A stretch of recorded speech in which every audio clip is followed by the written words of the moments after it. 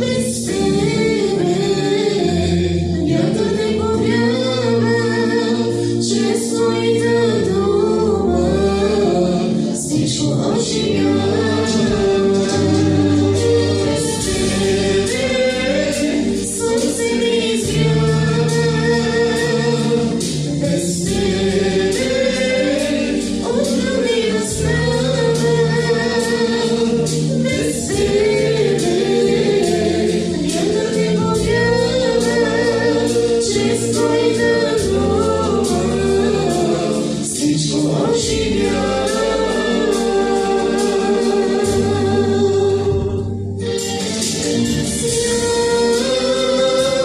Свят си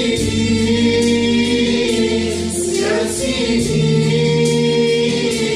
Господи.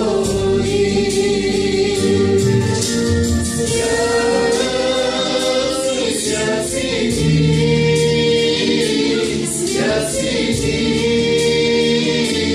Господи. Пред тебе всичко се смирява, на тебе почит се отдава, на тебе само подобава, да те прославя и да те представя. Пред тебе всичко се смирява, на тебе почит се отдава,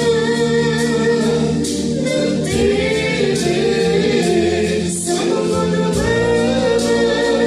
да те прославя и да те представя.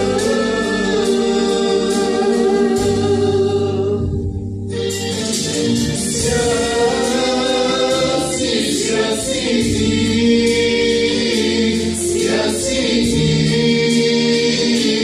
Господи.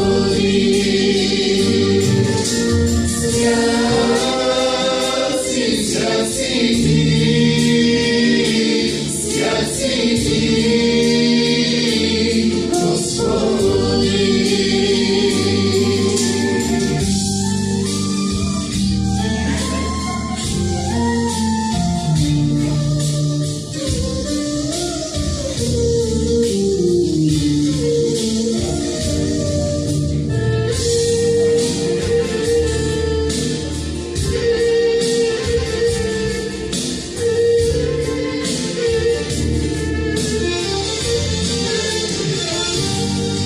С тебе стръмнина изкача, с тебе аз ще се изправя, с тебе аз ще побеждавам и на небето тебе ще прославя. С тебе стръмнина изкача, с тебе аз ще се изправя, с тебе аз ще побеждавам и на небето тебе ще прославя.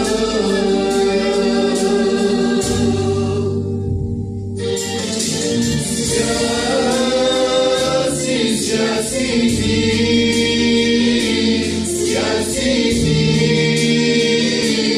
Господи. Свят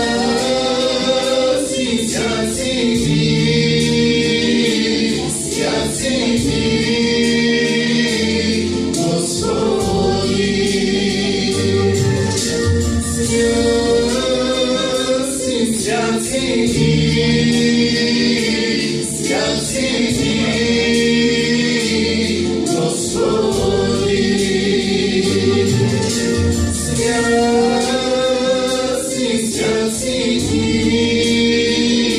Свят си ти, Господи.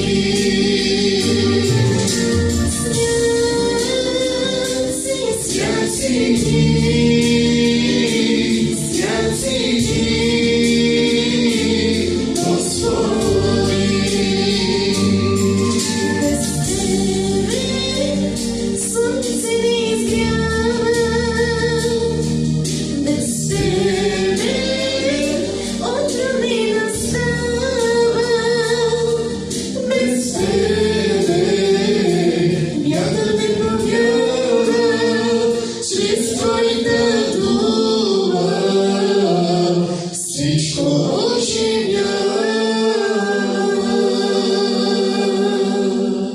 Моя Господа!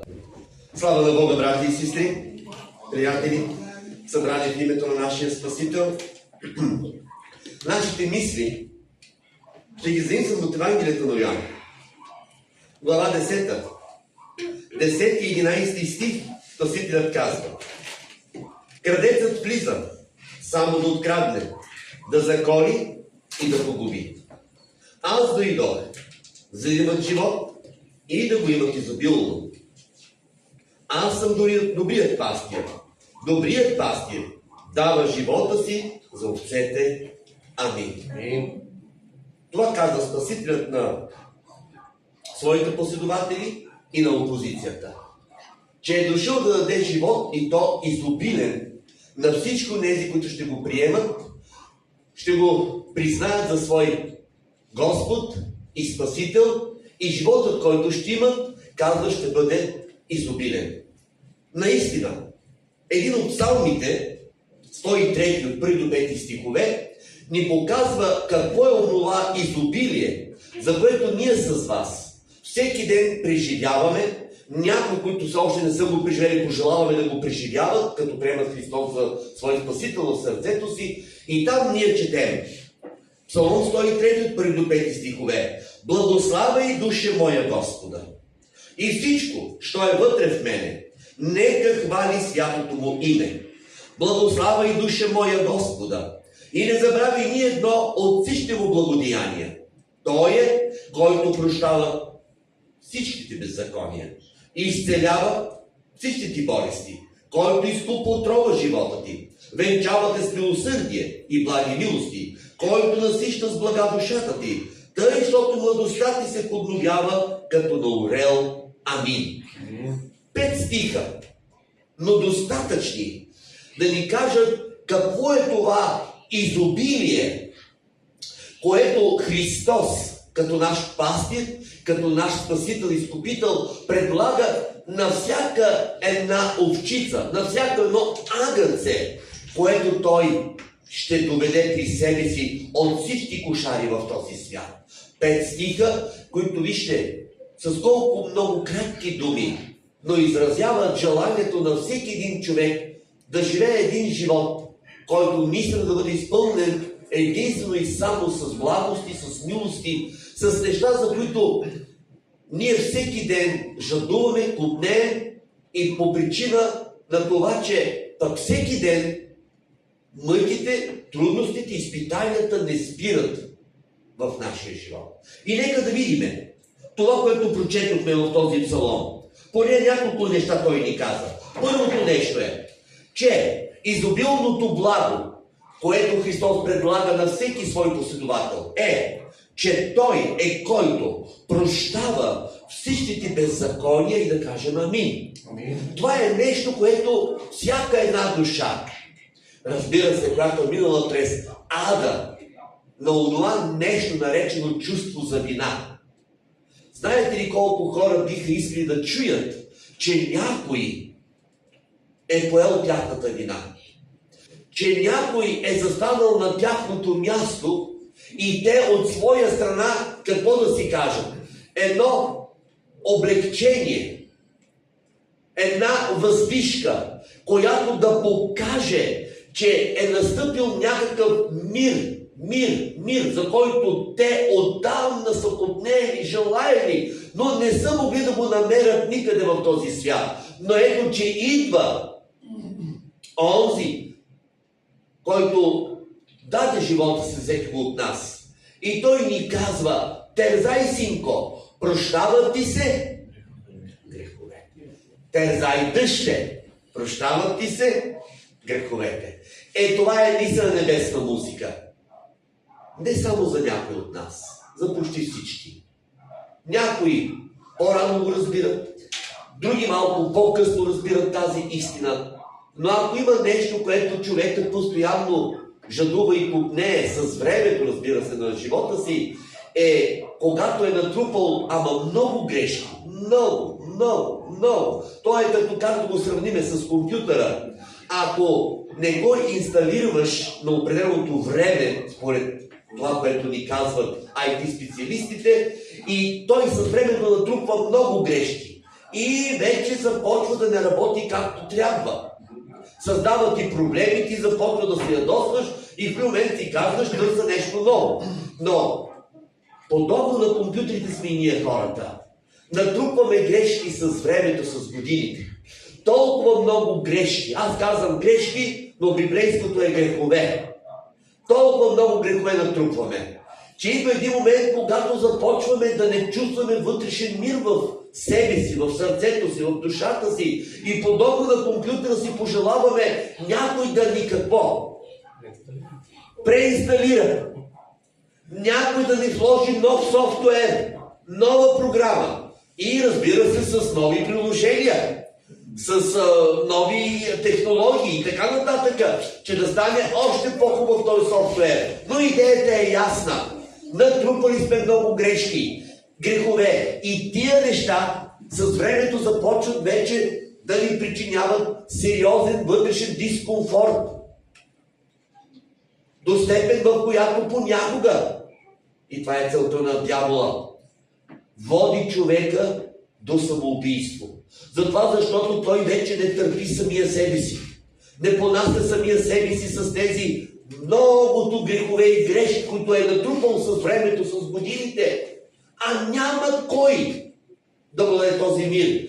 И много хора, за съжаление, намират мира в кавички, като решават да сложат самите край на живота си. Но Словото ни казва тази вечер, че мнозина казва са като крадци, които казва идват при вас. Идват за да ни оберат. Идват за да се възползват от овчицата, от нейното мляко, от нейната вълна, може би от други неща накрая, пък да ги убият и мецето и да вземат. Но казва Христос, аз не съм като всички тези крадци пастири. Аз съм наистина добрият пастир, който е готов какво да направи за овцете си. Сам той да даде себе си в жертва, а не да жертва овцете. Но сам той да жертва себе си за овцете. Те да се чувстват добре, те да се чувстват нахранени, угоени и така нататък. И има такъв Бог и такъв Спасител. И тази вечер той ни казва, че едно от благата, с които той иска да ни насити, това е да ни даде своето пълно уверение, пълна гаранция. Прощават ти се всички какво? Грехове. Не е ли музика това за сърцето? Как мислите? Музика. От най-възвишен характер. Защото когато тези приятели в Матей глава 9 водят своя инвалид приятел при Христос и прекъсва службата на Исус и го поставят с постелката пред Христовите нозе, от това, което видя Христос в страдалеца, не беше толкова неговият купнеж да проходи, да се възстанови от своята инвалидност. Но той забеляза една вътрешна болка и тя се наричаше грях. Терзания за грях, терзания за грехове. И този човек изпитваше силната нужда някой да може да му каже: прощават ти се греховете. Аз поемам твоята вина. Повече не дей да се тързаеш.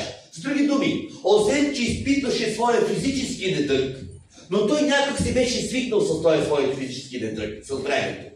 Но не можеше да свикне с един друг духовен недъг, а именно онова чувство за вина. Защото той знаеше едно нещо, че причината за да стане инвалид беше неговите грехове. Той беше инвалид, станал такъв, поради греховете си.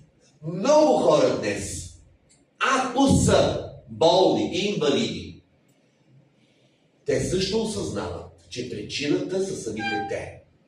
Нито е докторът им виновен, нито домашните в семейството, нито пък общи или съсед. Те много добре знаят, че за да стигнат до това болестно състояние, то е тръгнало някъде не далеч от техния живот. И с времето, както е казал народът, каквото си повикал, такова се и обади.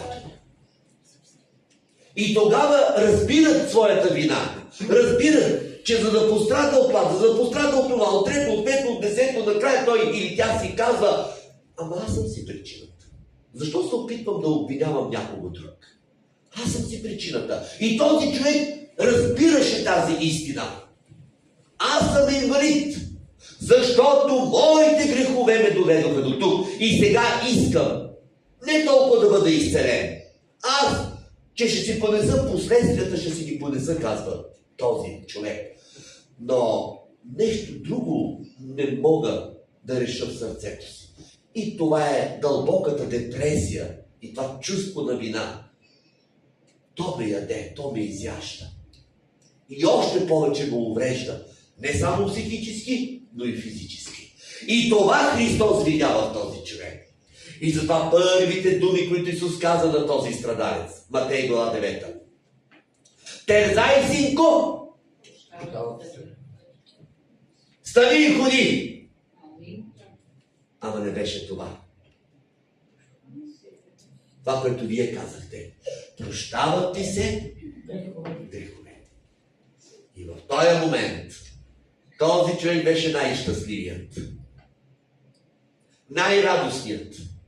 За него нямаше нищо по-красиво и по-желателно от това. Да чуе тези наистина толкова дълго очаквани думи. Прощават ти се греховете. И тогава Исус за бонус му даде какво? Стани и ходи. Това му даде допълнение. Брати и сестри, наистина, това, което казва Словото, и го подчертаваме, казва се, Той е казал Соломон, т.е. Бог, Христос, който прощава. Кои беззакония? Чухте ли? Всичките. Няма грях, който Христос да не може да заличи в нашия живот, брати и сестри. Дали сме извън църквата, дали сме вътре в църквата, когато и да сме направили греха в своя живот, Исус ни уверява и ни казва: аз ти прощавам всичките ти грехове.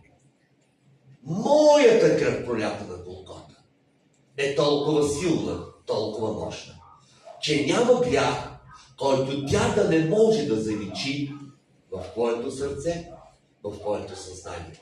Така че, брати, сестри и приятели, когато противникът ни успява, и то често пъти успява, да ни вкара в своите капани, в своите мрежи на изкушения, на грехове, не се обезсърчавайте и не се дърпайте назад, казва Словото. И да си кажете: моя Бог повече няма да ми прости. Един вид, аз съм подигравам с Него. Не. Оставете това Бог да ви го покаже с времето, ако действително това е така. Но докато Бог не ти го е показал по този начин, до тогава вярвай в кое? Че колкото пъти да паднеме, и толкова пъти какво ще направи Бог с нас? Ще ни вдигне, ще ни изправи. Отново ще ни предложи своята благодат на разположение на всеки го от нас. Така че, брати и сестри, няма беззаконие, няма неправда и няма грях, който Спасителят със своята драгоценна кръв, пролята на Голгота, да не може да ни прости, независимо колко пъти лукавия ще успее да ни накара да паднем в нашия живот, докато ние сме живи. Въпросът е, аз и ти, никога да не падаме от вярата, че имаме един наистина гарант, изкупител, за който бихме казали така: няма срок на годност колко пъти да ни прощава. Единствено, ние обаче ще трябва да се съобразиме с истината, че не сме вечни на тази земя. Че рано или късно всеки един от нас ще мине през смъртта. И може би това е момента, в който ние не знаем кога ще настъпи. Което означава: не си играйте с Божията благодат. Да, тя винаги ще бъде готова да ни прощава. Но това е, че аз не знам кога ще ми спре дъха на живота.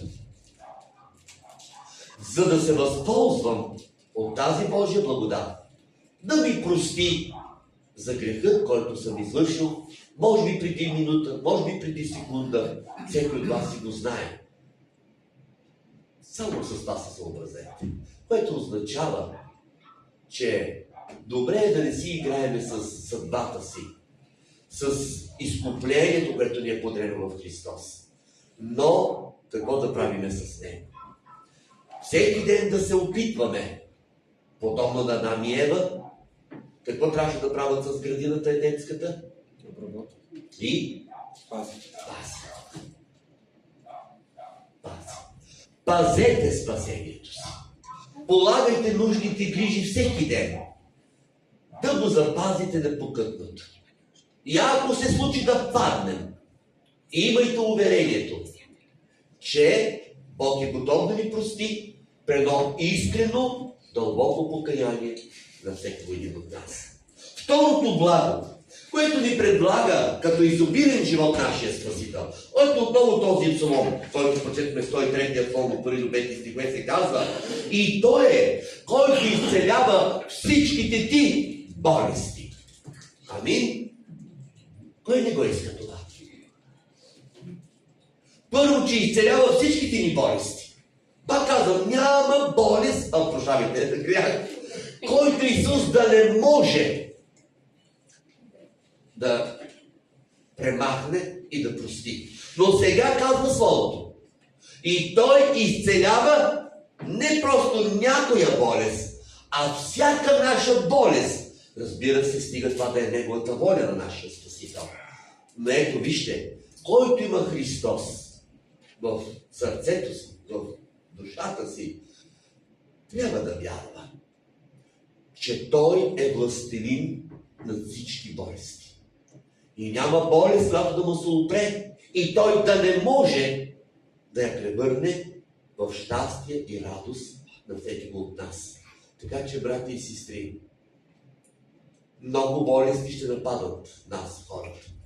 И колкото повече имаме към края на времето, болестите ще се умножават в живота на хората. Поради това, че кое ще се умножава? Греха.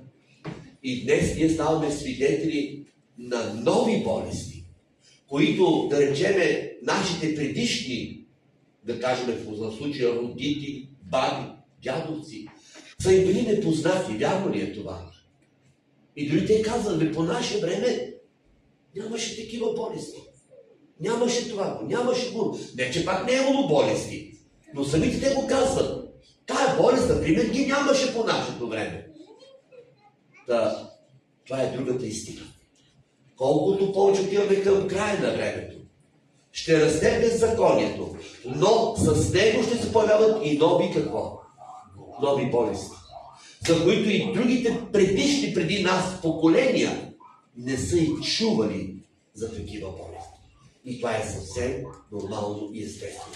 Така че, брати и сестри, трябва да сме подготвени и за нови болести, които ще дойдат в нашия живот. Било на самите нас, било на децата ни, било на следващите поколения. Но запомнете, няма да ги избегнем, защото грехът няма да изчезне. Той е тук сред нас и в нас.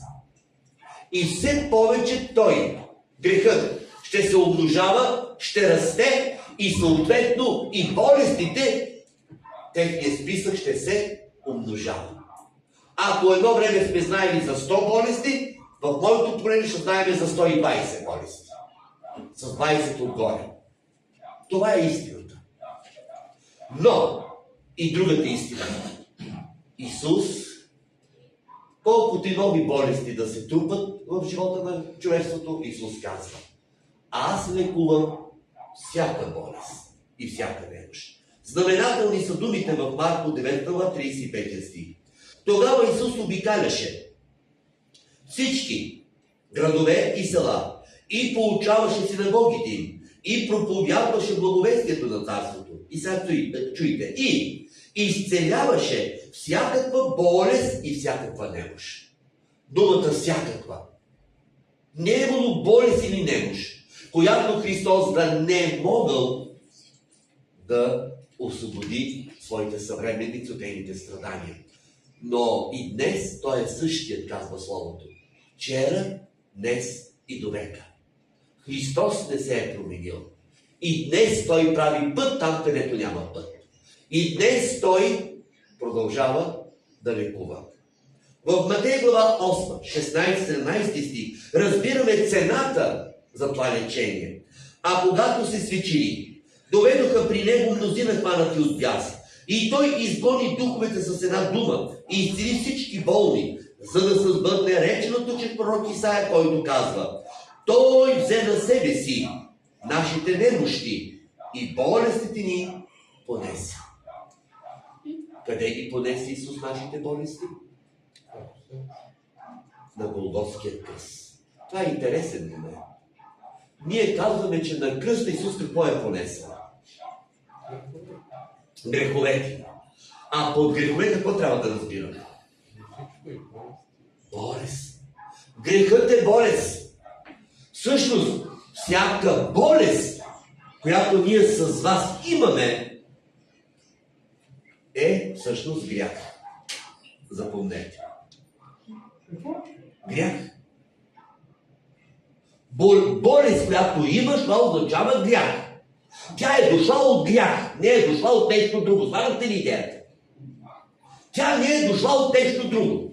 Независимо дали го осъзнаваш или не, но за да боледуваш, означава, че сме нарушили какви закони? Морални и здравни. Това са двата вида закони. Но ти някъде си ги нарушил. По някакъв начин. И когато казваме, че Христос понесе греховете ни на кръста, кое е понесъл още? Де-факто болестите ни. Амин? И ако на кръста Исус е взел греховете ни и ги е заковал, за да няма повече власт над нас, тогава какво е направил с болестите също? Взел ги е и също ги е заковал на кръста. Така че, брати и сестри, наистина Христос понесе болестите ни, немощите ни там на Голготския кръст. Затова ние винаги казваме, че кръвта на Христа не само, че може да ни освободи от нашите грехове, но тя има силата и какво? И да ни изцелява от нашите болести. Но както винаги случва от нашия Спасител, то не моята воля, а Твоята да бъде, Господи. За някои Бог решава не само греха да прости, но и причината, т.е. следствието, което е дошло от греха, а именно болестта. При други Бог ще прости греха, но ще остави болестта. Това е интересно. Ще прости греха. Да речем, даваме пример винаги с цигарите или с алкохол, да го вземем. Злоупотребила човека с алкохола и е получил на черния дроб, какво казва? Цироз. Но ако той приеме Христос в този момент за свой Господ и Спасител, какво ще направи Исус с това, че е прекалил с алкохола като грях? Ще го прости. Но цирозата на черния дроб може и да не я премахне. Защо? И помнете, има причина за това нещо. Казваме причината, но то може да бъдат и в две посоки, две причини, но едната, за която трябва да мислиме по-често е, и ние го виждаме в нашия живот като хора. Докато сме болни, правим ли диети? Казва доктора, пиеш лекарствата, но пазиш и диета. И изведнъж възстанови се човек. И после какво прави? Браво! Сега сварите ли идеята? Нашия лекар не е като тия лекари. Той лекува по-добре. Той е земния лекар, наистина ще ти помогне, ще те излекува. Но ти обаче ще продължиш да злоупотребяваш с кое? С здравето си. И онзи лекар няма нищо да ти каже. Ще идеш пак при него, пак ще ти изпише лекарства и е така цял живот ще си играете. На лекар и лекарства. А нашия Бог казва, не чато. Аз не съм такъв доктор. Да те излекувам и ти пак да идеш при чашката алкохол. Ще те оставя цироза. За да не пипнеш повече чашката алкохол, ако искаш да бъдеш между спасените във вечността. Амин. Така че, брати и сестри, понякога трябва да се радваме. Но разбира се, това иска много духовно израстване.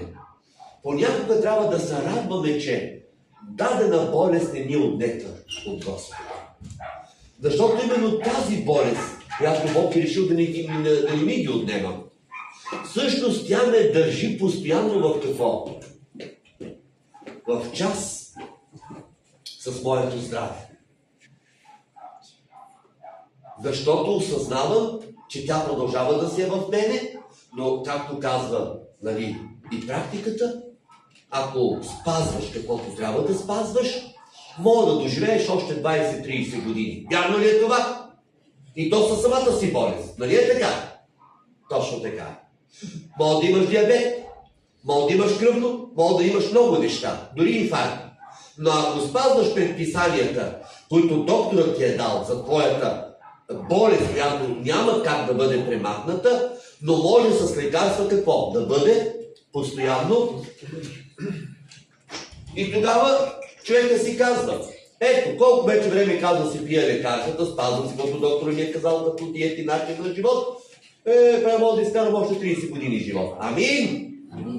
Амин! Това прави и Бог с нас. Не, че не може да премахне болестта. Може да я премахне. Но Той знае доколко сме силни и доколко сме слаби. И преценява, че понякога болестта всъщност може да се окаже нашият пазач на нашето спасение. Така че да не го загубиме за вечността. Така че, брати и сестри, ще се молиме на нашия Господ да отмахне всичките ни болести, но винаги с молитвата. Но не моята воля, а Твоята, Господи. Третото изобилно благо, което ни предлага Словото в този псалом, като изобилен живот. Благославяй душа моя Господа. Той е, който изкупва от рова живота ти. Амин. В Стария Завет едни такива молитви са често срещани в псалмите спрямо враговете на псалмиста. Злото и нещастията в нашия живот. И сега псалмистът е уверен от своя Бог, че Той е който какво? Изкупва от рова живота ти. Тоест, каквото и да правят враговете ти, каквито и капани да ти създават, каквито и примки да ти създават, Бог какво ще прави? Ще ти избавя от тях.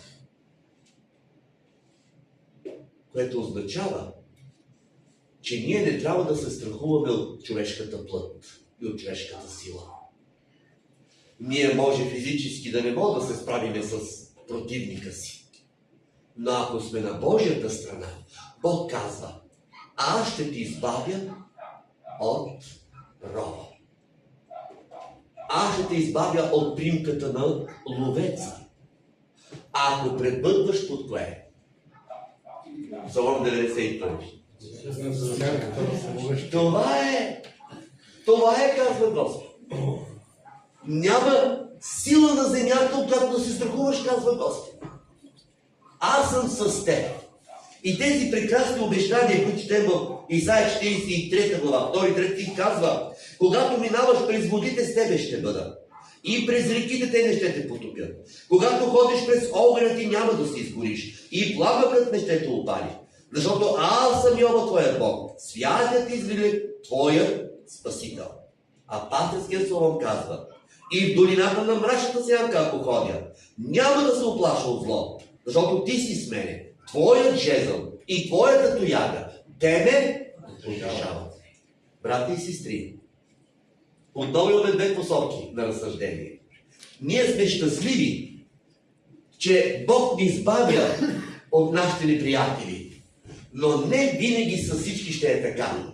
Един Йоан Кръстител, например, толкова отдаден, толкова посветен на своя Бог, но накрая Бог допусна една чашка алкохол да му отнеме живот. Не, че той е пил алкохол. А ония нечестив цар Ирод по време на рождения си ден пина и тогава дяволът го подбуди чрез неговата доведена дъщеря. Поискайте главата, но тя кара нейната дъщеря да се поиска. Да. И Бог, за съжаление, не възпря злото. Пророкът беше убит. Много други наши брати и сестри по времето на Първата апостолска църква, сред нея и средновековието, също загубиха животите си. Така че Бог може да ни избавя, но за някой от нас Той има много по-големи изисквания, много по-големи неща, с които Той да бъде прославен чрез нашия живот. Но иначе, това, което казва Словото, е напълно вярно. Той е, който ти избавя от всеки ров, от всяка неправда, от всяко нещо, което би застрашило живота ти на тази земя. И четвърто благо, което дава Исус. Казва Псалома: Той, Господ е, който насища с блага душата ти. Амин. Да, наистина.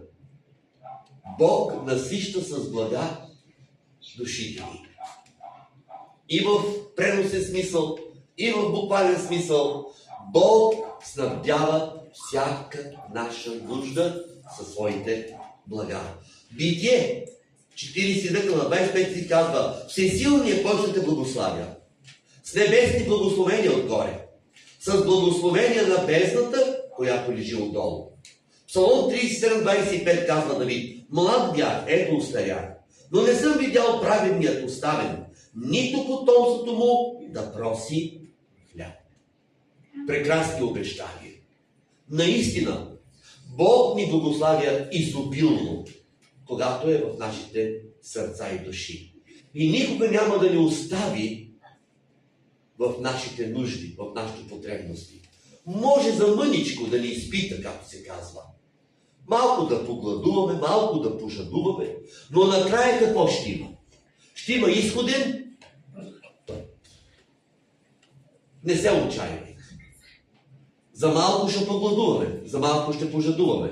Може и голички да бъдем за малко време.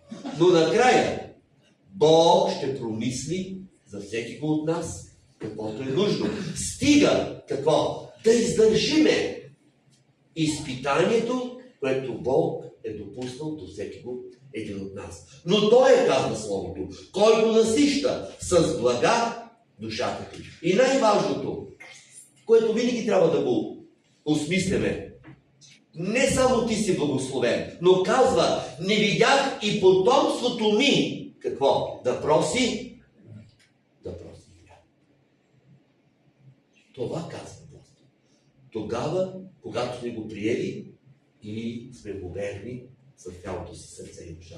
И последното нещо, с което ни благославя с изобилие нашия Спасител, казва Псалома.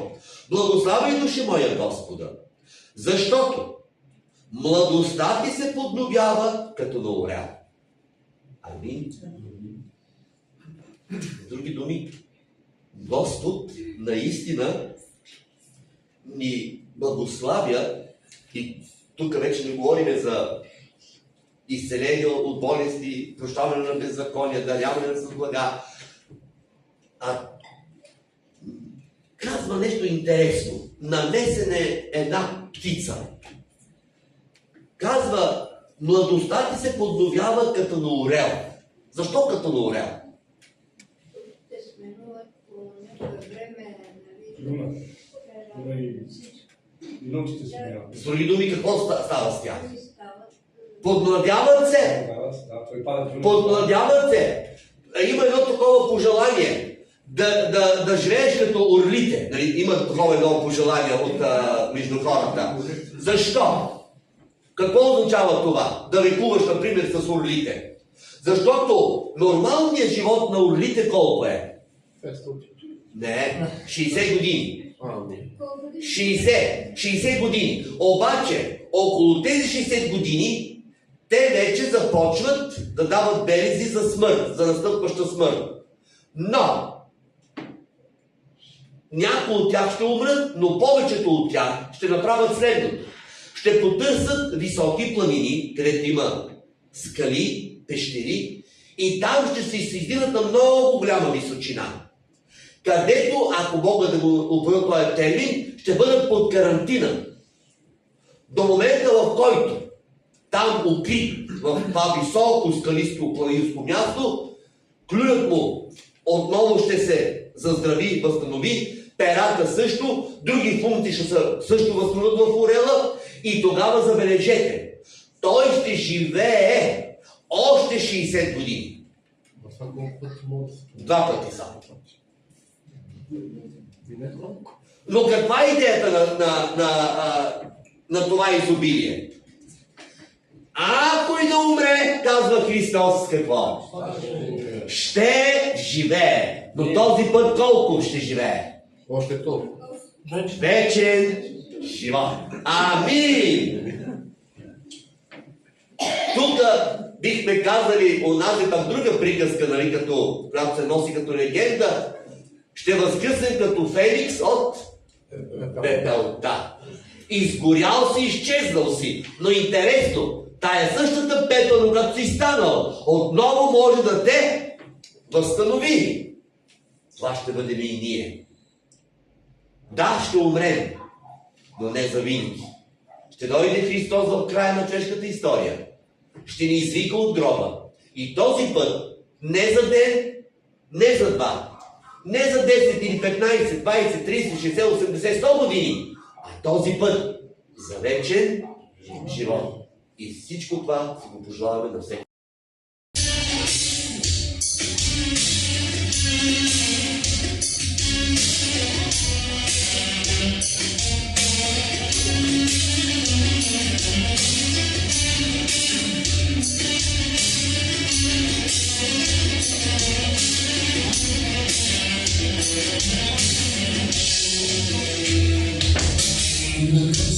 Той прерасна заради моите грехове. Понесе Той Бог Сега Исус отново те зове на кръста Той прерасна заради моите грехове. Понесе Той болката. Сега Исус отново те зове. Елате всички отрудени, обременени от този свят. Аз ще ви утеша и изцеля с моята ръка.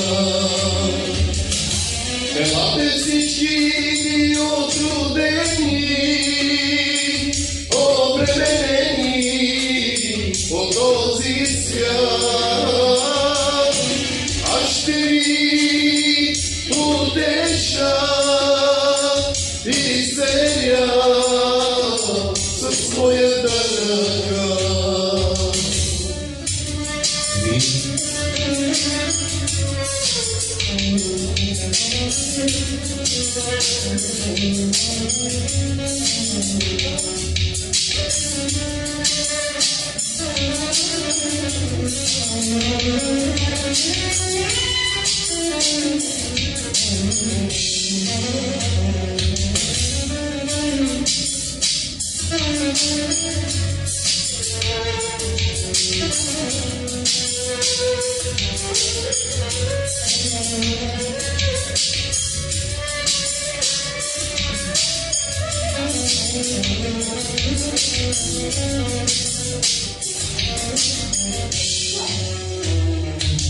Защото Бог ни възлюби и даде едничкия си син, да не погине ни един, който вярва в Исус. Защото Бог ни възлюби и даде едничкия си син, да не погине ни един, който вярва в Исус. Елате всички отрудени, обременени от този свят. Аз ще ви утеша и изцеля с моята ръка. Елате всички отрудени, обременени от този свят. Аз ще ви утеша и изцеля с моята ръка.